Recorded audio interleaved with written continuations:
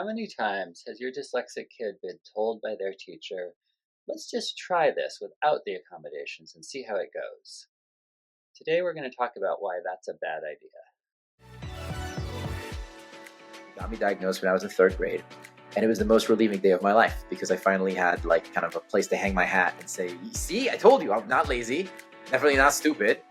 I just learned differently, and like that's totally okay. We dyslexics, we were often, just set up for failure because, we were given books and tasks that really are not appropriate for the level that we were at. So how do you expect anyone to be open to learning when their entire relationship with reading, with learning, is physical pain? Wish I had understood when I was younger that the fact that my brain worked differently than people meant that I would be good at things in ways that other kids were not going to be good I at. just assumed I can't be dyslexic because letters don't jump up and down for me. Dyslexia is not a disorder. It is not a disease. Once you sort of own it and embrace it, then you can have the power to deal with it. It's sort of empowering and also enriching to the whole community. To those who don't understand what dyslexia is, that it's not a negative, it's not a problem, it's like we keep saying superpower. Hey everyone, we're Nick and Sonia, and this is Dyslexia Journey. And we have a pretty short and sweet but important video for you today. Like we said in the intro, it's pretty common for a dyslexic kid's teacher to encourage them to sort of try something without their accommodations. There's this sense of like, oh, let's just push them at their edge, or, maybe there's a concept in the teacher's mind that it'd be better if they didn't have to use them. And, it can vary a little bit from kid to kid, which is true, like on which accommodations are most important or most essential. But we really want to talk about why it's really important to not let this like go forward without advocating for your kid, or helping your kid advocate for themselves if they're older, like why that is, and like why you want to hold the line on it, really. Mm-hmm.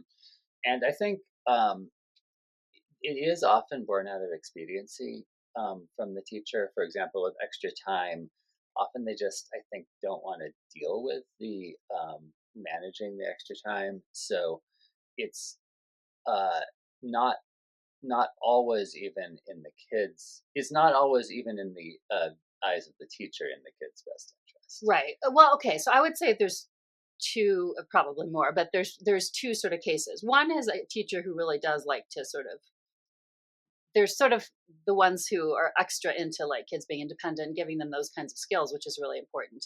I think in the case that you're talking about, Nick, though, it can sound sort of callous, but I think usually it'll be in a case where the teacher's like, I know it won't affect their grade because I'll make sure it doesn't affect their grade. So they have sort of like that going on in the background, that they're not going to, they're not being like cruel about it and only like looking at their own time frame, but they like know maybe that they can, well, I'm not going to count that much, or that's, I can take that into account in the grading like themselves, but it's still really important to hold the line on this. So yeah, that's what has happened to our daughter a lot is when things like timed writings in class where they'll say, oh, this is just a practice, so just let's just do it at the regular time and see how it goes.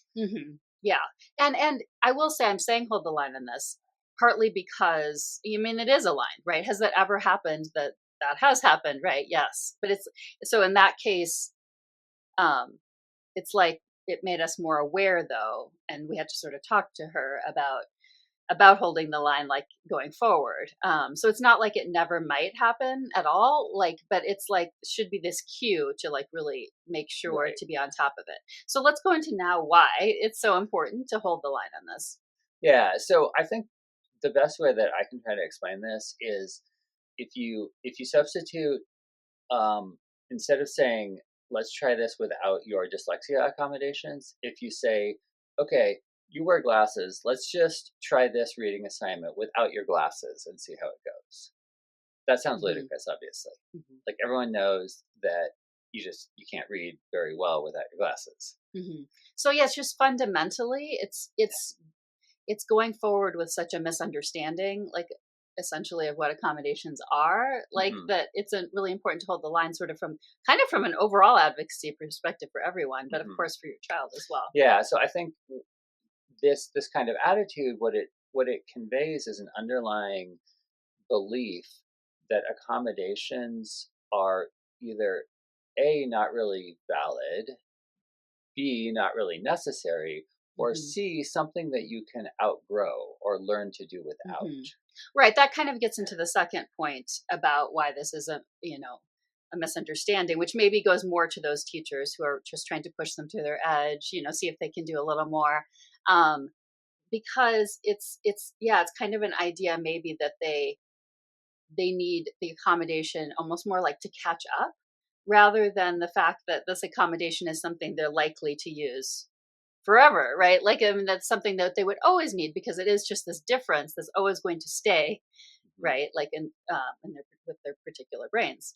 Right. And so I know I sounded a little bit negative on teachers earlier, but to give teachers the benefit of the doubt, I think a lot of them are thinking, oh, I need to prepare you for standardized tests, college, a job, real life, right?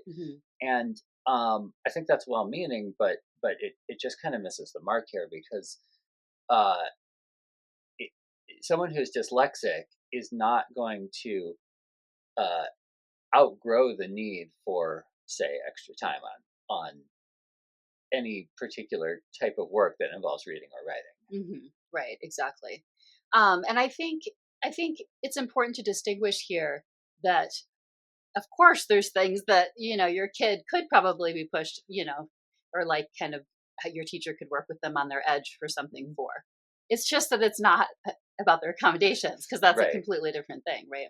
Right. Yeah. So total flip side of that is that dyslexic kids definitely can improve their reading and writing skills and the speed at which they can do it. I mean, with the proper type of instruction for dyslexic kids, they can learn to read and write fluently. But you would want, like, a teacher, let's say the teacher isn't the one who's mainly working with them on the reading, for example. You wouldn't want the teacher to just sort of decide what that is at any given moment. That would be with whatever program your dyslexic kid is using, right? So it's also really important that, when possible, you prevent your kid from experiencing, again, the frustration of them not doing well, right? Because it's going to happen to them, okay? Like, people might say, oh, but it's good for kids to experience failure sometimes. That, like, happens anyway to dyslexic kids, and they've already come to this point often where they felt different, and they've noticed that they're maybe not as good as reading as their peers. So in this case, it's just better to not have to have them go through that if they take, let's say, a test and the teacher doesn't allow them the extra time, that they don't do well on it, because that tends to undermine their self-confidence, even if they know they're dyslexic and all that. Like, just the experience of it is quite negative. Or even worse, let's say it's reading aloud in front of the class. Not only would they feel badly because they don't do it well, that would be in front of their entire class, who might even laugh at them, or even if they don't, it makes them feel self-conscious, probably.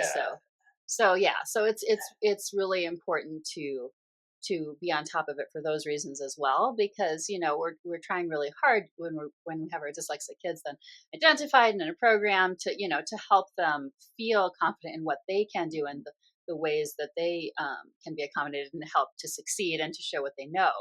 So why put them through the experience, and not just why put them through it, but like, it's bad to put them through. Right, it's actively harmful, potentially, at least potentially, to put them through having to experience not doing well, on the thing, simply because they weren't having the accommodations that they could use. And then one final point is, this gets to holding the line, is that it could become a slippery slope, right? Like if the teacher starts to think of it more and more that way, or if just in general is becoming a pattern, that they aren't able to use their accommodations, like, maybe it does happen the one time, like I said, where they don't get it and then you're on top of it, but like, you don't want it to continue, because things can easily fall into patterns, partly because of the busyness of the classroom and how sometimes there aren't many resources. It could easily become a pattern, and then your kid isn't getting the accommodations they're supposed to have. And also for the dyslexic kid themselves, it like, especially for younger kids who aren't able to advocate for themselves as well, then they start to just learn that they don't get accommodations, and then they that's just the pattern that gets set with them, and then they don't even think to advocate for themselves as Right, much. exactly. Because a lot of what they're doing, and it's actually where some of this edge is, and that they uniquely get to do, which helps them later in life actually, is to advocate for themselves. So we want to also help them have successful advocacy for themselves around accommodations, and that they really understand themselves, the meaning of it. Because sometimes people might, question Right. why they're getting the accommodations, and that can sow some self-doubt around it or confusion around it. And so helping them to get really clear on what they need and advocating for themselves is really essential. And so this kind of thing, where they're not getting their accommodations, is definitely a point, not only that we need to hold a line on because of that, but it does provide them an opportunity. Often this is where that opportunity comes in to do the slightly harder advocacy, where it's not just the proactive part, but it's like with something happening in the moment that isn't going the way that we would hope. So Yes. hopefully this was helpful. Let us know if you've had experiences like this in the comments. Also, we welcome any suggestions for topics that we want us to cover, or if you have any questions, you can send us questions, and we occasionally do sort of a question roundup where we answer those. Yes, email us at parentingdyslexiajourney@gmail.com. Thanks, everyone.